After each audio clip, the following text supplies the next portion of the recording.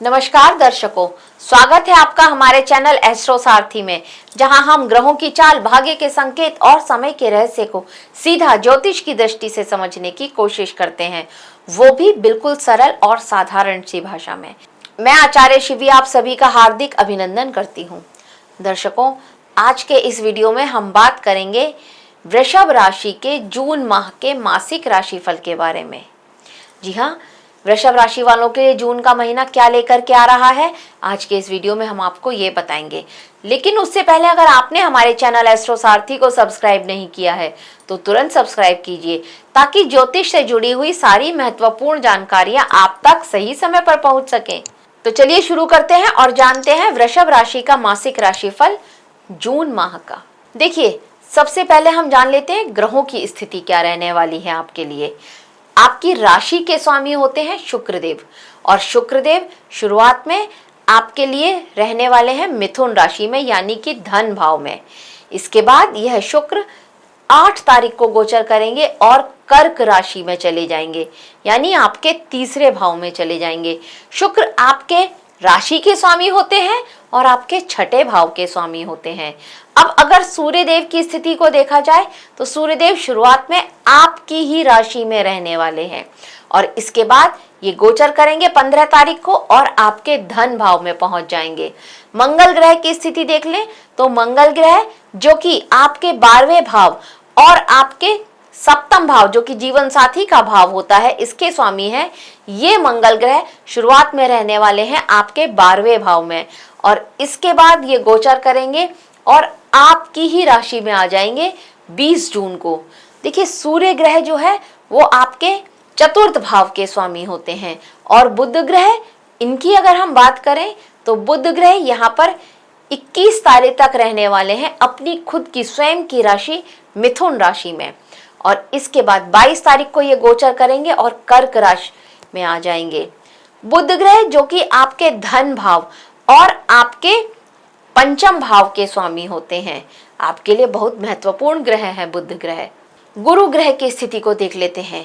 इस माह गुरु उच्च के होने वाले हैं। 2 जून से गुरु कर्क राशि में प्रवेश करेंगे और ये उच्च के हो जाएंगे। गुरु ग्रह जो कि आपके अष्टम भाव और आपके लाभ भाव के स्वामी होते हैं, ये आपके तीसरे भाव में यहां पर रहने वाले हैं। शुक्र ग्रह के बारे में मैं आपको बता ही चुकी हूं, और शनि ग्रह की स्थिति को अगर जाने तो शनि ग्रह आपके लाभ भाव में रहेंगे। शनि जो कि आपके भाग्य भाव और आपके दशम भाव जो कि करियर का भाव होता है, इसके स्वामी हैं। राहु की स्थिति को जानने की कोशिश करते हैं। राहु ग्रह आपके दशम भाव में रहने वाले हैं। ये एक बहुत अच्छी स्थिति है। राहु जिसके 10 में, दुनिया उसके वश में, ऐसा बोला जाता है। केतु की स्थिति को देखें तो केतु आपके लिए आपके चतुर्थ भाव में सिंह राशि में रहने वाले हैं। अब ये तो रही ग्रहों की स्थिति। अब ग्रहों की यह स्थिति क्या लेकर के आ रही है आपके लिए जून के महीने में, इस पर भी एक नजर डाल लेते हैं। देखिए, वृषभ राशि के जातकों के लिए ये जो समय होगा जून का महीने का, ये एक ऐसा समय होगा जब आत्मविश्वास, करियर में के अवसर और व्यवहारिक जो निर्णय हैं उनके माध्यम से आपको जीवन में एक नई दिशा, एक नया डायरेक्शन मिल सकता है। इसके तरह के कुछ संकेत आपको स्पष्ट रूप से दिखाई देंगे। ध्यान रखिएगा आप इस समय में, इस माह में आप स्पेशली ध्यान रखिएगा। ग्रहों की जो स्थिति है ना इस समय में, तो सूर्य जो कि आपके लग्न भाव में स्थित होंगे शुरुआत में, यह आपके व्यक्तित्व, आपके आत्मबल और निर्णय क्षमता को और भी मजबूत कर रहे हैं। डिसीजन क्वालिटी को आपकी बढ़ा रहे हैं, लेकिन उसके साथ साथ ये अहंकार और अहम भी लेकर के आ रहे हैं। सो बी केयरफुल। आप शायद अहंकार ना दिखाएं, लेकिन सामने वाले को यही लगेगा कि आपके अंदर थोड़ा अहंकार आ गया है। सो ये बात आपको थोड़ा सा ध्यान रखनी होगी।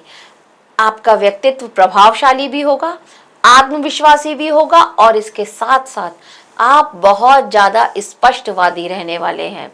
इसी वजह से लोगों को लग सकता है कि आपके अंदर अहंकार आ गया है। और 15 जून के बाद जब यह सूर्य आपके धन भाव में चले जाएंगे तो यहाँ पर धन, वाणी और पारिवारिक मामलों पर इनका ध्यान रहेगा। तो यहाँ पर ये आर्थिक स्थिति को बहुत ज़्यादा यहाँ पर प्रभावित करेंगे आप। इस बात का आपको थोड़ा सा ध्यान रखना होगा। मंगल जो कि शुरुआत में आपके 12वें भाव में रहेंगे, तो ये खर्चे, मानसिक थकान, ऊर्जा में कहीं ना कहीं आपका बिखराव हो सकता है। और इसके साथ साथ मंगल की चौथी दृष्टि जो कि मेहनत के भाव पर पड़ेगी, तो मेहनत करने से आपको ये हमेशा प्रेरित करते रहेंगे। तो मेहनत आप इस समय में बहुत जबरदस्त करने वाले हैं।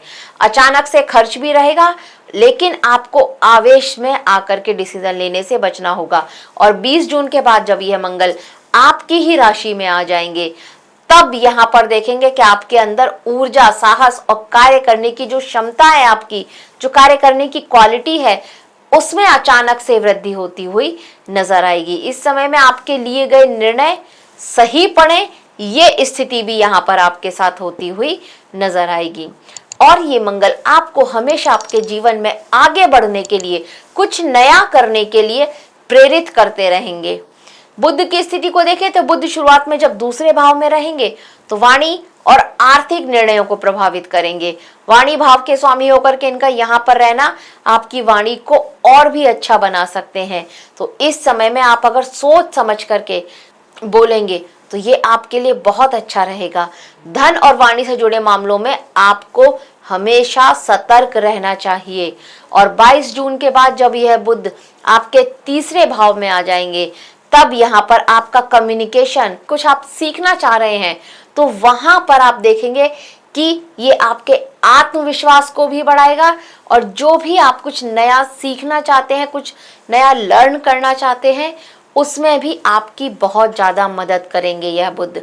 इसके बाद ये आपके विचारों को, आप अपनी बातों को इतने प्रभावी ढंग से व्यक्त कर पाएंगे कि सामने वाला आपसे बहुत ज़्यादा प्रभावित हो जाएगा। ये स्थिति यह बुध आपके लिए बनाएंगे।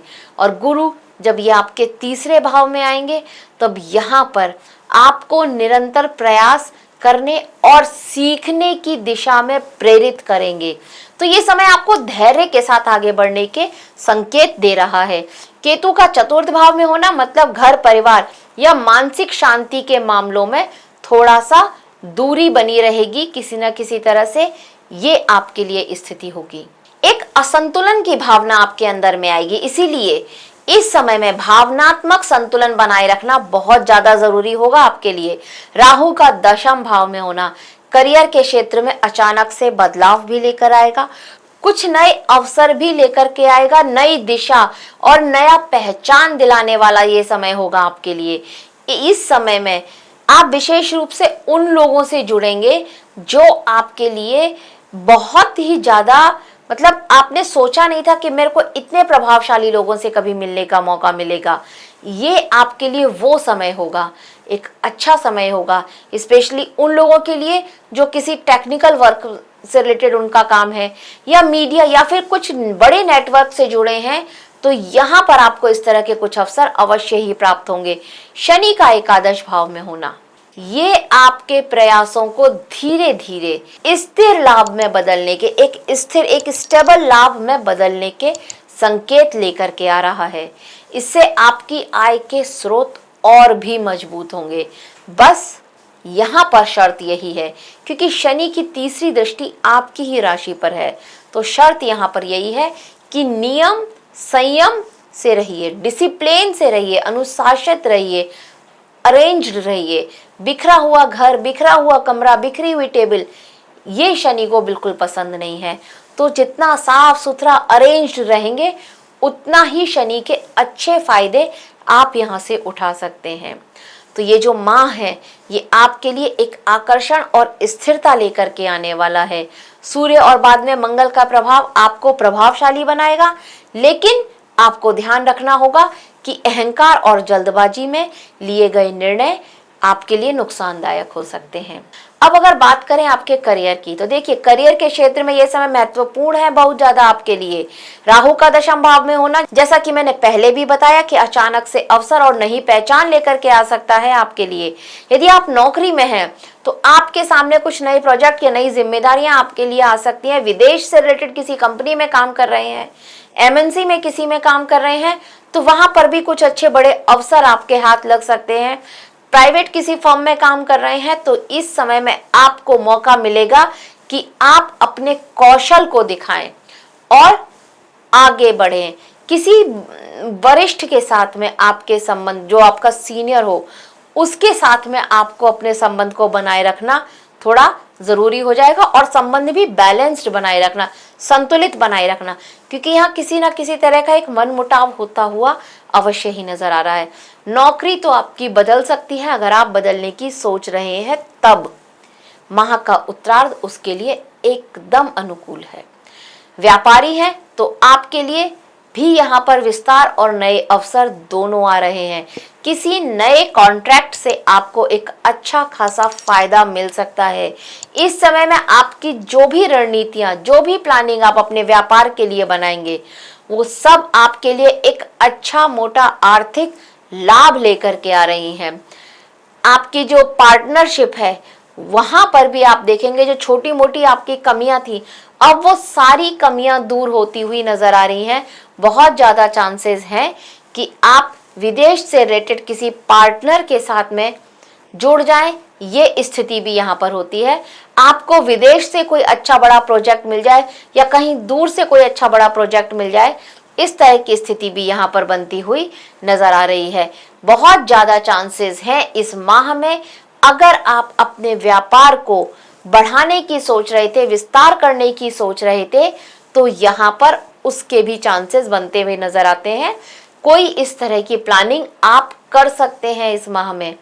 अब अगर आपकी आर्थिक स्थिति को देखा जाए तो देखिए, सूर्य का दूसरे भाव में आना ये आय के और स्रोत को भी सक्रिय करता है, जबकि शनि का एकादश भाव में होना ये स्थिर लाभ के संकेत लेकर के आ रहा है।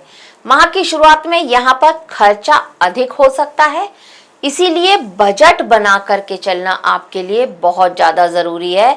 अपनी आर्थिक स्थिति, अपनी सेविंग पर ध्यान देना आपके लिए बहुत ज्यादा जरूरी है। हालांकि सेविंग यहाँ पर होती हुई नजर आ रही है, पर उसके साथ साथ खर्च का बढ़ना भी यहाँ पर नजर आ रहा है, और बहुत ज्यादा चांसेस हैं कि ये जो खर्च होगा ये आपका फिजूल खर्चा हो, इस तरह की स्थिति बनेगी। अब आपके प्रेम जीवन की बात कर ली जाए तो इस समय में थोड़ा सा आपको संवेदनशील रहना होगा। केतु का चौथे भाव में आना मतलब भावनात्मक दूरियां या फिर गलतफहमियां हो सकती हैं आपकी आपके पार्टनर के साथ, आपके किसी अन्य दोस्त के वजह से। ये बात आपको ध्यान रखनी होगी, मतलब आप दोनों के बीच में कोई तीसरा किसी तरह की आग लगा जाए, किसी तरह का आप दोनों के बीच में गलतफहमी क्रिएट कर जाए, ये स्थिति बन सकती है। सो बी केयरफुल।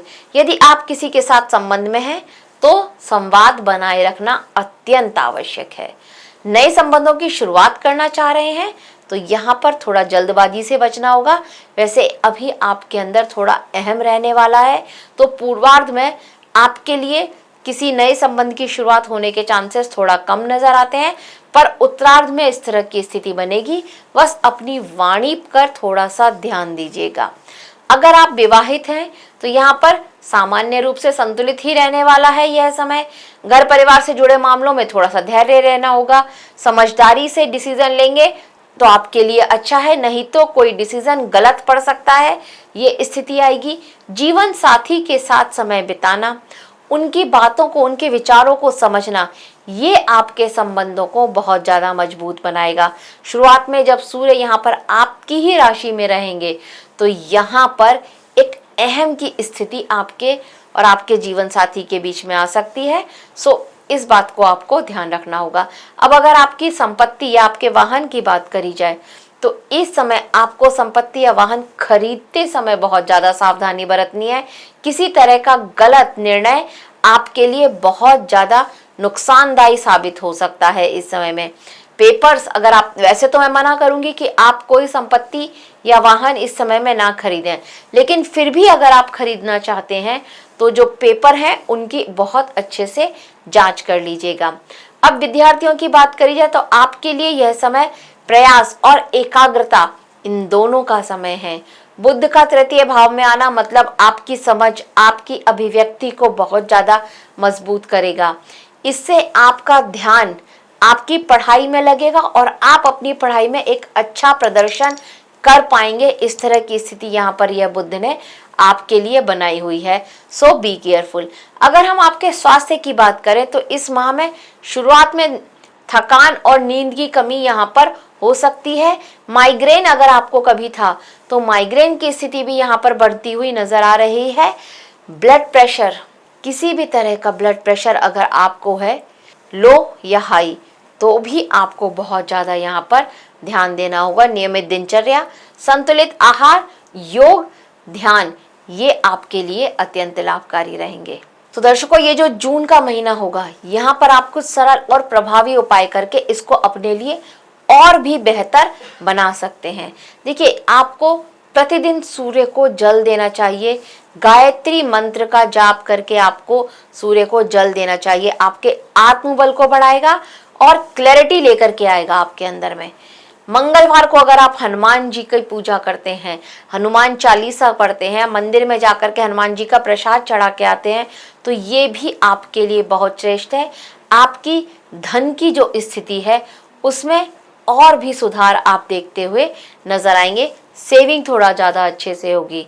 और इसके साथ अगर आप हल्दी का तिलक रोज लगाते हैं, देखिए बृहस्पति उच्च के हो रहे हैं, तो हल्दी का तिलक लगाना आपके लिए अत्यंत श्रेष्ठ है। कुत्तों की सेवा करें, आपके लिए ये भी बहुत ज़रूरी है। ऐसा करने से आपके जीवन में स्थिरता और शांति दोनों बनी रहेंगी। तो दर्शकों, यह था वृषभ राशि के लिए जून के माह का मासिक राशिफल। आशा करते हैं आपको हमारे द्वारा दी गई ये जानकारी अच्छी लगी होगी। अगर अच्छी लगी है तो हमारे वीडियो को लाइक करें, शेयर करें और हमारे चैनल एस्ट्रो सारथी को सब्सक्राइब करना ना भूलें। धन्यवाद।